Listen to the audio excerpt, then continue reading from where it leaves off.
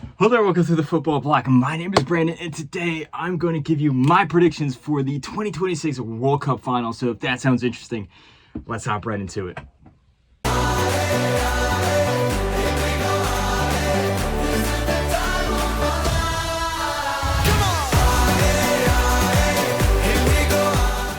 So the 2026 World Cup Final is finally here.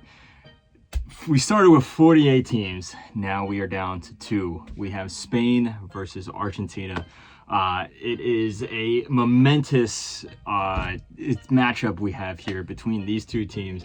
There are so many narratives going into this. For one, we have, outside of football, we have Argentina, which used to be part of Spain and then gained their independence in the 1800s. And then on the football pitch, this was supposed to be the finalissimo. We have the reigning European champions versus the reigning South American champions. We have Messi, the legend of Barcelona, going up against Lamine Yamal, the heir apparent and the current legend of Barcelona. We have so many players that know each other so well throughout just all the clubs of football that they played with so far. It is a momentous challenge, like I said, for either team here. But we are going to look at both of these teams, their paths up until this point, how they made it to this match, how they line up against each other, and of course, the marquee matchup here, the result that you're all been waiting for, my score prediction for what this game is going to be like. I'm super excited here. Just a little personal note here. I'm a Barcelona fan. Barcelona is my team. I've been watching football since 2014, since the 2014 World Cup, actually, and Barcelona's been my team since then. So obviously there's that within itself. I mean, I love Messi. He's my favorite player. But then a lot of these players for the Spanish team are also Barcelona players. Due to my family heritage, I also have Spanish blood within me, but also in school, I studied Argentine history, and I love Argentine culture. I love Argentine history, Argentine cuisine, and things like that. A lot of the Argentine players are some of my favorite players as well. So this game for me is like best case scenario. I really don't care who wins. Like I love both teams. I wouldn't have an issue with either team winning. I mean, it's a huge debate within myself. It's a huge internal debate over who to even root for. I guess it might be one of those where I just, watch the game and then whoever's the better team on the field, whoever I feel deserves to win, I will go with, I guess. I might slightly root for Argentina. And the simple fact is that, this is Messi's probably his last World Cup. For a lot of these players, it's probably also their last World Cup as well. This is the last hurrah. Maybe they might win another Copa America, but at least for the World Cup, for this generation, this is probably it. Versus this Spain team is so young, and a lot of them are reaching the primes of their career. They're going to have a chance in 2030, especially since they're going to be co-hosts of that World Cup. So this is probably now or never for this Argentine generation. So I might slightly root for Argentina. But, if Spain is the better team on the day, look, I'll root for them as well. So, but with that out of the way, let's look at these two teams here. I guess we'll start off with Spain. They had a very interesting run to this point. If you want to say, the way I describe this tournament is, Spain is like the guy that's in their prime, or at least they're reaching their prime. They are the best in the world, versus Argentina is like the old man that was in his prime, but this is one last dance. Like if you ever watched the movie Unforgiven, this is like the gunslinger that he's coming back for one more round, one more run of the play, or if you watch Rocky Balboa, it's like Rocky is he used to be the best guy in the world. He knows what the deal is. He's like Argentina right now. Like he might lack a little bit of that cutting edge. He might make a few mistakes here and there, but when the chips are down, he's the top guy going up against someone who is in their prime, someone who is the best at their game. So that's the way I characterize these two teams here. And speaking of Spain, they were drawn into a group alongside Cape Verde, Uruguay, and I'm trying to remember who was the other team. It was Saudi Arabia. Forgive me for forgetting there. The way that they opened this tournament was actually pretty disappointing. They were held to a 0-0 draw. That was the famous performance there from Vozinha of Cape Verde. They didn't play all that well, in my opinion. They were stifled there by Cape Verde's defense. I mean, they still created a lot of chances and they dominated the game, but they really did lack that cutting edge. Whoops. They really did lack that ability to break the fold there. And I will say though, against Saudi Arabia, they gained it back to some extent, but I think part of it was Saudi Arabia is a team that lines up perfectly for Spain. They're not a team that can really sit back and defend. They don't have the ability to do so, and they gave Spain a lot of time on the ball. The Spain ended up winning 4-0 in that game there. Lamine Yamal scored. Oyarzabal scored 2 goals there. And then the third game against Uruguay was a very tough game. I mean, the context of this match, Uruguay was they needed a point. They had to go through. Otherwise, they would have been eliminated. And eventually that is what ended up happening. Alex Baena scored the sole goal of the game, but it was a mistake from Muslera, and Spain ended up going through despite not really playing that well. And they topped the group with 7 points, and they headed into the round of 32. Not really playing all that well, in my opinion. But then in the round of 32, this is where Spain fully shows up, in my opinion. They're going up against Austria here, who is a decent opponent. They haven't really been playing all that well, but still, they're not a pushover. But Spain makes them look like a pushover. This is where Spain really gets into the tournament. This is where they really show up. I mean, they create a bunch of chances in the first half.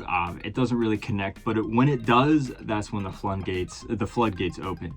Oyarzabal scores the first goal. Pedro Porro grabs the second. Oyarzabal grabs the third.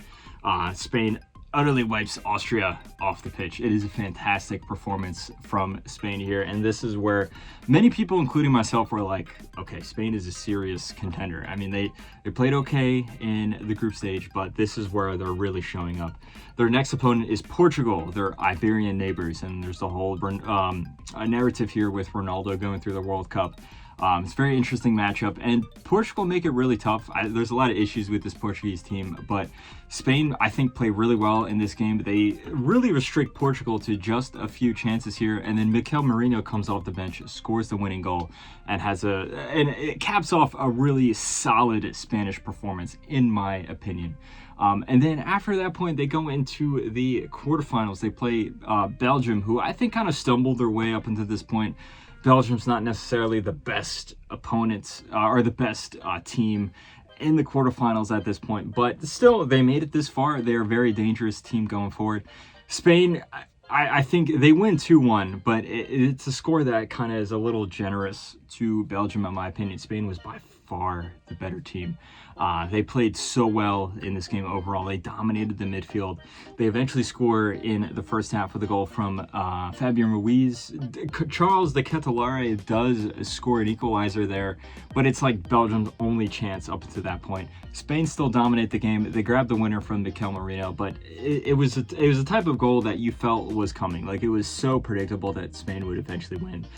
The way that they just shut down Belgium, they dominated the midfield. It was a fantastic performance from Spain. And up until this point, that is the sole goal that Spain has conceded. They made it here to the final, only conceding 1 goal. And it's that good. It's a very nice goal from Belgium there, from Charles de Ketelaere, but that is the sole goal that Spain has conceded up until this point. That leads them to the most important game that they had up until this point against France in the semifinal. And this was a game that had a lot of narratives behind it. Obviously, this is a replay of the Nations League semifinal from last year, a replay of the Euro 2024 semifinal. There's so much history between these two teams here. And in my opinion, France, up until this point, was the best team in this World Cup. They were just flattening teams left and right. But out of nowhere, Spain pulls up with the best 90 minutes that we've seen from any single team this World Cup, and they just completely nullify Spain, or excuse me, they nullify France. Spain nullifies France there. Their defense, super strong. Pau Cubarsí and Laporte come up with one of the best performances in their career. And then this Spanish midfield, which we've talked so much about on this channel, just completely suffocates France. They restrict Mbappe to just a few chances. They really stifle Elise. They mark Dembele out of the game, and they do get a little lucky with the opening goal where, it's kind of a hopeful cross from Cucurella, and then Digne makes a mistake and it fouls Yamal. But From that point on, still, Spain was by far the better team. This was the sole time that we saw France just have no ideas, and like they looked puzzled. They didn't know what to do. They were confused, and it's because Spain played them off the pitch. Luis de la Fuente out-coached Didier Deschamps here, and up until this point, I mean, Spain has grown into the tournament. They were playing great, but France was the best team up until this point. But Spain played them off the pitch. They win 2-0. You have a penalty from Oyarzabal, who has shown up when his team needed him most. And then you had a really good build-up play for a second goal from Pedro Porro. Surprising player there. The right back there is to have a fantastic tournament. He shows up with the second goal. Spain win 2-0, and they head on to the final, where they will play Argentina. Now, speaking of Argentina, it's really funny. They are, I would say, the most exciting team to watch from this tournament. And that's been the case many times around. I think in 2022 they were the most exciting team. Even in 2018, where they were awful, they were the most exciting team to watch, just because you never knew what you were going to get. And honestly, it's kind of the same this tournament around. It's very unpredictable. It's very chaotic, very crazy. The difference between this and 2018 is Argentina is actually good this World Cup. Messi's actually having a fantastic World Cup compared to 2018. And, you know, there's so many narratives around Argentina as well. Obviously, they're the reigning world champions. They won the 2022 World Cup. But we are also in the midst of a dynasty. Argentina won the 2021 Copa America. They also won the 2024 Copa America, throwing the Finalissima as well. This is a team that is winning trophy after trophy. This is one of the best international teams that we have ever seen, which is absolutely nuts. A lot of these players, I mean, some of these players are world-class players, but a lot of them, even the world-class ones, they take their game and they elevate it when they put on an Argentina shirt. One of the commentators for Fox Sports, I think it was Darren Fletcher, he said that Argentina, these players inflate when they put on an Argentina jersey, and I think that is a fantastic description of this team. And a lot of it goes to Lionel Scaloni, the fantastic manager that has been with this team since 2018 and has seen so much success here. Surprisingly so, considering the chaotic situation in which he was hired. But Argentina was drawn into a relatively easy group. They were drawn alongside Algeria, Austria, and Jordan. Out of all the big teams, they were probably given the easiest group, I would say. And they made light work of it. They beat Algeria 3-0. Messi scored a hat-trick, and then they beat Austria 2-0. Messi scored both of the goals there, and he became the all-time World Cup top scorer at the time. At the time of recording this video, of course, Mbappe currently is the all-time World Cup goal scorer there after beating England in the third place playoff. But regardless, then Argentina lined up against Jordan in a game where they had already guaranteed their spot through, and they played a B squad. Still, they came out easy, 3-1 winners there. The group stage was easy for Argentina. They wiped the floor with their opponents, but from that point on, it was perpetual suffering in each of their knockout round games, in my opinion. They lined up against Cape Verde, the starlights, the underdogs of this tournament, and I think one of the biggest issues with this Argentine team is arrogance, and we saw that against Cape Verde. That was the first instance of that we saw, where they were the better team in the first half. Messi scored a fantastic goal. He settled the ball off his chest and then chipped the goalkeeper. Beautiful goal, very similar to his goal against Nigeria in 2018. But from that point on, Argentina was in cruise control, and they kind of let their foot off the gas. They were like, we easily won this game. Only for a simple defensive mistake leading to an equalizer from Cape Verde, leading the game, to extra time. Now, eventually Argentina did score, but Cape Verde would equalize again, forcing Argentina all the way into the second half of extra time, where they had to force themselves to come out on top. It was a very close game, very troubling there. You can just see the look on a lot of these Argentine players, their face. They were like, man, are we really going to go out against Cape Verde? But the experience pushed through, leading them to their round of 16 match against Egypt. And out of all the games that Argentina has played this World Cup, this was Argentina's worst performance. From minute 1 to minute 75, they were second best. Egypt outplayed them. Egypt has been a very solid team this World Cup, but they outplayed Argentina. They scored in very early on in the first half after a header from Yasser Ibrahim.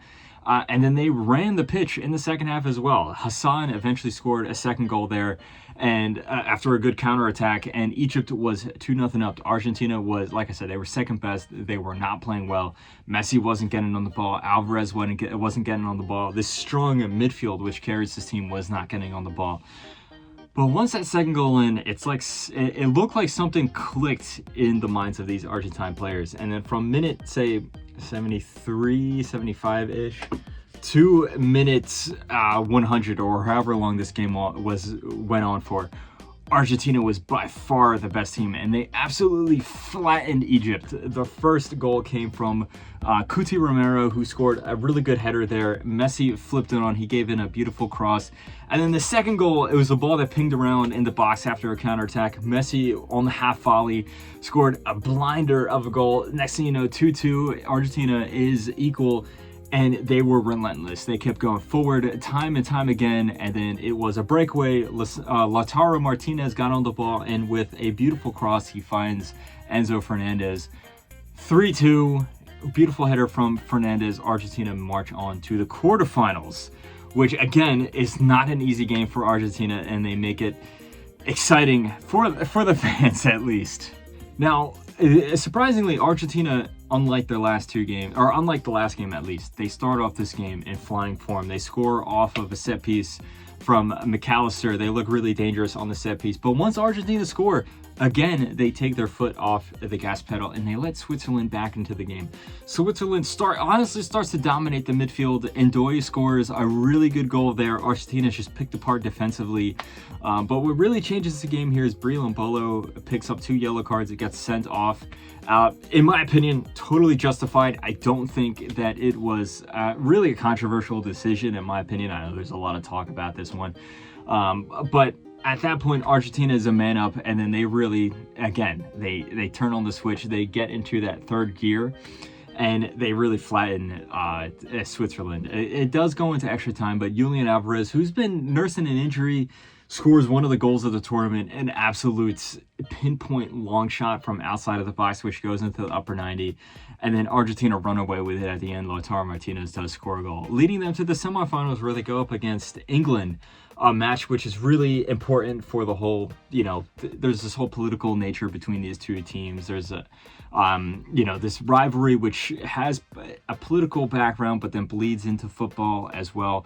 If you're interested, I did a whole video on this on my history channel. Feel free to check that out. But Argentina versus England, at least on the pitch as well, it was a super interesting match because these are two teams that have been playing great, but have very visible flaws. So it was 100% 50-50. You never knew which team was going to go through. And honestly, I would say that outside of the group stage where Argentina played opponents which were very visibly below their level, this was the best performance from Argentina. From minute 1 to minute 90, whatever, they were the better team. They pushed England and forced their backs against the wall. Now, England still looked dangerous on the counter, especially when they would pick up the ball and just run at Argentina's defense.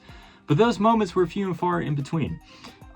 England did score first. There was a counterattack from Anthony Gordon, a counterattack goal from Anthony Gordon. And they, look, England was very strong on the counterattack, but you can say it was either a poor tactical decision from Thomas Tuchel to drop back after that and defend.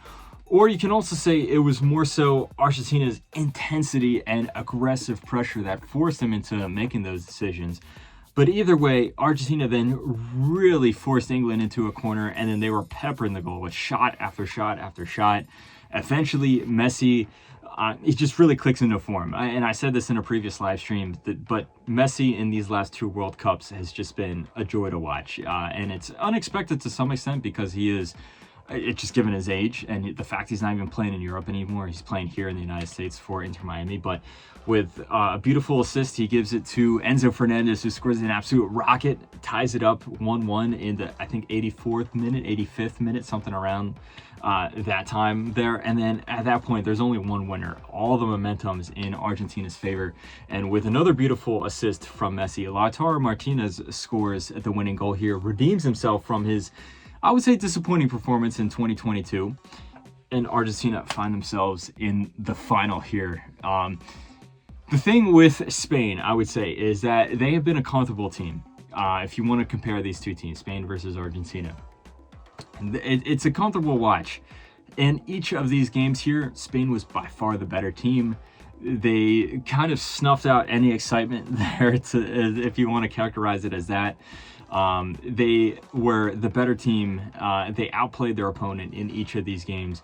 And, okay, maybe against Cape Verde, you can say that, Cape Verde stifled them. But other than that, in each of these games here, Spain was the better team. Even if it was tough. Against Uruguay, it was tough. But at least in the knockout rounds, Spain outplayed their opponent. And it has some throwbacks to the 2010 World Cup, where Spain looked so comfortable in each of their matches, where they didn't even really score that many goals, but their win was never in doubt just because they held on to the ball and their midfield was just so dominant. Not to say that this midfield here is as good as that legendary 2020 or 2010 squad with, Xavi, Iniesta, Busquets, Alonso and stuff. But honestly, it is close. Like, the way that Spain has played, even if the players aren't as good as those players back in 2010, it's pretty close. It's honorable. You can put them in the same conversation without it being disrespectful.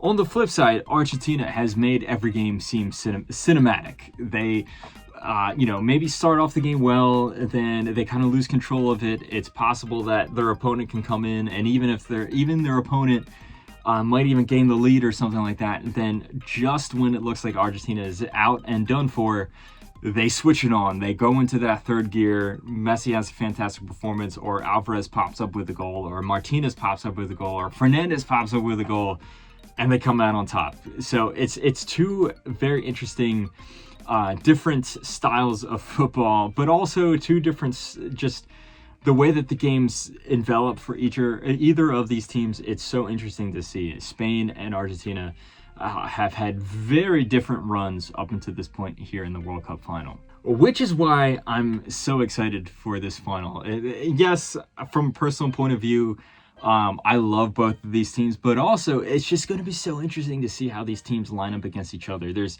Spain, who represent order and I would say structure and hierarchy and cohesion, versus Argentina, who represent chaos and anarchy and unpredictability and confusion. So it'll be really interesting to see how it turns up. I don't think there's going to be any surprises in the lineup. I think both teams are probably going to repeat how they've played in each of their semifinals. Some of the standout players, of course, for Spain, Unai Simon has been fantastic in goal. He's only conceded one goal up until this point, which is utterly insane, especially since this World Cup is an expanded format. There's another knockout round game here still. That is nuts. Rodri, I think, has been Spain's best player this tournament. One of the best players this World Cup, the best midfielder this World Cup, I would say. Oyarzabal, who is an underrated player, who's been very clutch for Spain as well. And of course, this Spain team is littered with stars, whether it be Pedri or Lamine Yamal, who honestly hasn't really been having that having that good of a World Cup, but he can always pop up at any moment. He's been nursing an injury, but he's such a talented player. You never know when he can really click into form. Guys like Dani Olmo, Fabian Ruiz, Pau Cubarsí, and Laporte, who have been two of the best defenders this World Cup, and then also Cucurella and Pedro Porro, who have been playing fantastic as well. Honestly, if you were to do like a World Cup all-star team, I think the entire backline would just be Spanish players. That's how good this defense has been. And throw in their goalkeeper as well, like I said before, Unai Simon. On the flip side, with Argentina, I mean, the names kind of write themselves. You have Messi. He's, in my opinion, the best player of all time. And I did a whole live stream about this, but the fact that he's 39, but he has 8 goals this World Cup, it is insane. His past 2 World Cups have been some of the most clutch performances that you've ever seen from any player in this sport. This guy has really just found his form at this World Cup. I can't really even put it into words with how good he's been. But he's not the only one there. I mean, Enzo Fernandez, I think, is challenging Rodri for best midfielder this World Cup. You also have to look at Emi Martinez, one of the best goalkeepers in the world. Cuti Romero, who has been popping up with some really good moments here. And a lot of times, you can criticize this Argentina team for making mistakes. A lot of times also you can say that this team on paper doesn't compare to some of the best teams in the world, but it's really the team mentality that shows up. These guys in their biggest moments show up. If you just look at how good Montiel was in the last game there, or you look at how DePaul has been showing up in the most important moments, or how Alvarez, even though he's nursed an injury and stuff, showed up against Switzerland, or Martinez, who showed up against England in the last match. That is how this Argentina team is characterized. When looking at how this match will play out on paper, I think one of the flaws that the Spain team has is scoring goals. If you look at how they eventually scored against France, like I said before, it was through a bit of luck.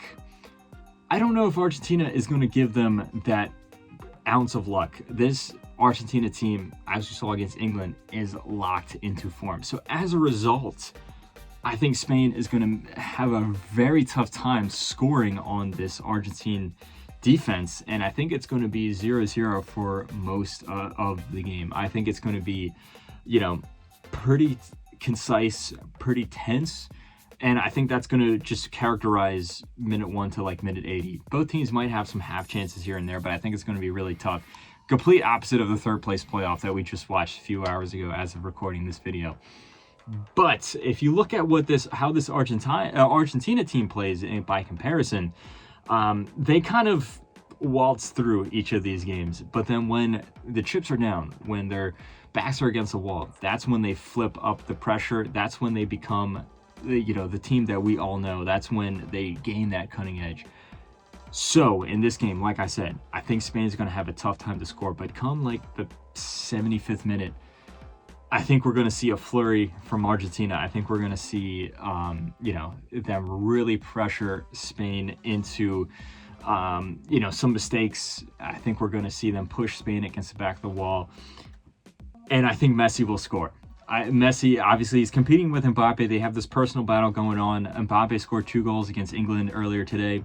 He is now not just the Golden Boot lead for this tournament, but he's also the top World Cup scorer of all time. And with the way that this Argentine team plays for Messi, I think Messi will score and break the deadlock there, and it's going to be 1-0 Argentina. And Spain's going to be chasing the game. They're going to be trying to gain an equalizer. I think Argentina is going to pick apart Spain on the counter there, and Messi's going to score another. So I'm saying that Argentina is going to come out on top in this World Cup final for 2026. It's going to be 2-0 to Argentina, 2 goals for Messi. I'm going with the cinematic ending. I'm going with the pro Messi narrative. But this whole World Cup has been very cinematic. Shades of 2022 where it also had the cinematic ending. I'm sticking with that. I'm saying Argentina are the champions. Back-to-back champions. The first time we've seen that since Brazil from 1958 to 1962. Argentina come out on top. Spain play well, but they don't have an answer for Lionel Messi, who's the greatest player of all time. Let me know what you think. I'm dropping some hot takes here. Let me know all your thoughts in the comment section below. Don't forget to like and subscribe. Share this video with a friend. Follow the Football Bloc on social media. Also follow this channel for other World Cup content. I've been doing a lot of World Cup live streams and also doing a lot of shorts. So feel free to check out all those other content there. Also, let me know what you think of this World Cup in general. It's been super cool. Obviously, I'm biased. I'm an American. This World Cup has been super awesome. I've been able to go to a game. I've just been able to see this country embrace this sport of soccer. It's so cool. Let me know what you think of this tournament overall and how we've hosted it. But like I said, let me know all your thoughts in the comment section below. But I will see you guys later, and I hope you have a nice rest of your night.